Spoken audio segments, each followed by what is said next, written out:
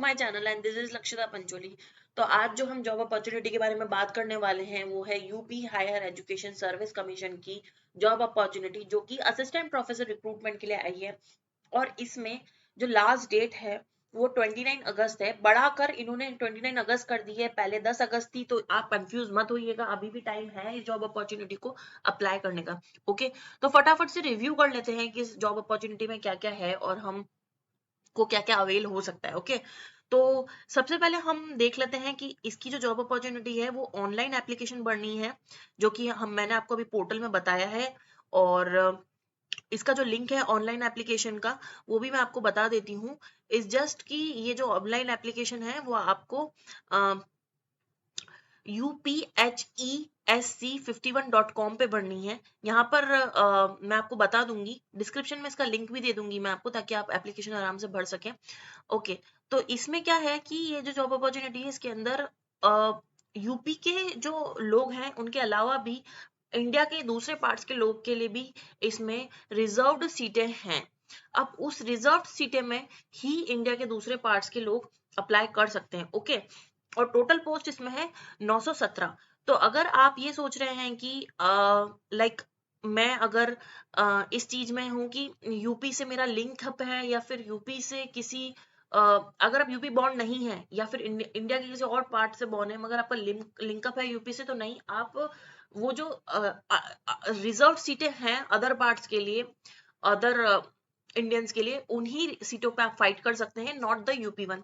और इसमें एक और चीज ये भी है कि जो गर्ल्स मैरिड है यूपी के बाहर की, to the UP guys, okay, तो उनको ये अपॉर्चुनिटी में यूपी की सीटों पे फाइट करने के लिए नहीं मिलेगा।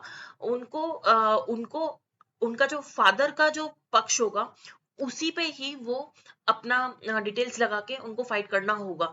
ये इसका एक वन मोर डिसएडवांटेज है कि आपको जो अदर सीट्स में ही फाइट करना पड़ेगा, आप यूपी की सीट पे फाइट नहीं कर सकते। और इसमें एक ये है कि डेबिट कार्ड, और अगर आपने यूपीआई की तरफ से एप्लीकेशन फीस पे की है तो आपको एक्स्ट्रा चार्जेस कोई नहीं देने पड़ेंगे। बाकी यहाँ पर चार्जेस लिख रखे हैं, वो चार्जेस रहेंगे। और चार्जेस कितने कितने हैं वो भी मैं आपको बताती हूँ। सामान्य वर्ग और आर्थिक रूप से कमजोर वर्ग या अन्य पिछड़ा वर्ग के लिए 2000 फीस है, और अनुसूचित जाति और अनुसूचित जनजाति के लिए 1000 रुपए फीस है। तो अभी हम देख लेते हैं फटाफट से कि इसमें कौन कौन से डिपार्टमेंट में पोस्ट है। तो सबसे पहले इसमें arts, commerce, humanities, education, law, social sciences, language, library sciences, physical education, journalism and mass communication, सबके लिए इसमें पोस्ट आई है। बेसिकली इसमें नेट आप क्लियर होने चाहिए हो, या फिर स्टेट लेवल स्लैट या सेट, या यूपी का जो स्टेट लेवल सेट या स्लेट है वो क्लियर होने चाहिए हो, या फिर आप नेट क्लियर होने चाहिए। ऐसा नहीं है कि अगर आप महाराष्ट्र से सेट स्लेट क्लियर हो या फिर गुजरात का स्लेट क्लियर हो तो आप अप्लाई कर सकते हो, ऐसा नहीं है। आपको यूपी का स्लेट और सेट क्लियर होना चाहिए, या फिर आप नेट क्लियर होने चाहिए, और आपकी मास्टर्स डिग्री में 55% होनी चाहिए। Okay, this is the mandatory thing.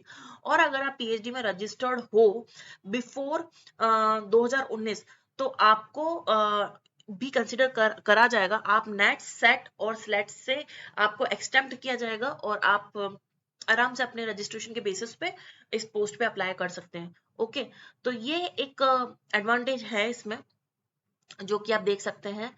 और इसमें क्या है कि जो अदर बैकवर्ड क्लासेस है, या नॉन क्रीमी लेयर्स है, या ब्लाइंड एंड लो विजन है, डेफ है, या हियरिंग ऑटिज्म, या जो भी मतलब लर्निंग डिसेबिलिटीज हैं, उनके लिए मिनिमम रिक्वायरमेंट जैसे 5% की, तो उनके लिए 5% का और रिलैक्सेशन दिया गया, मतलब उनके लिए मिनिमम रिक्वायरमेंट 50% की। ओके, और नोटिफिकेशन बहुत बड़ा है इसलिए आपको समझने में थोड़ी सी दिक्कत हो सकती है, बट मैं आपको धीरे धीरे करके सारी चीजें क्लियर कर रही हूँ जितना मैं आपको क्लियर कर सकती हूँ।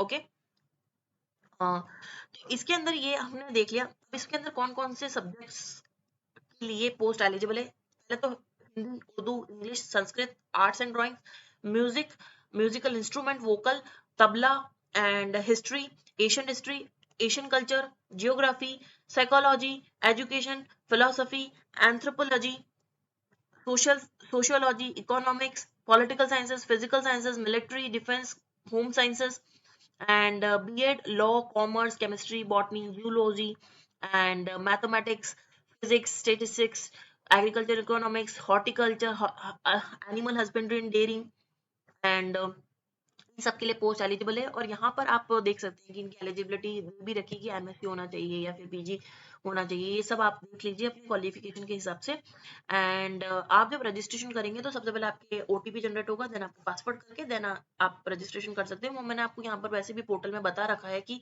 ऐसा आप कर सकते हैं। ओके, एंड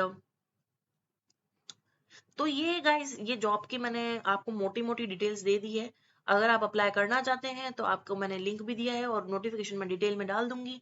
आप डिटेल नोटिफिकेशन को अच्छे से पढ़ के एंड देन अप्लाई कर सकते हैं। इसकी लास्ट डेट 29 है, तो आप 29 से पहले अप्लाई करें तो अच्छा रहेगा, क्योंकि ये पोस्ट अच्छी है और इसमें अदर कैंडिडेट्स के लिए भी रिजर्व सीटें अलग से दे रखी है। जनरली क्या होता है, जो असिस्टेंट प्रोफेसर की अगर पोस्ट निकलती है किसी भी पीएससी में या किसी भी मेन लेवल पे हायर अथॉरिटी में, तो जरूरी नहीं होता है कि अदर स्टेट कैंडिडेट के लिए पोस्टेड की रिजर्व सीट हो, बट यहाँ पर है तो आप अप्लाई कीजिए। And best of luck and bye.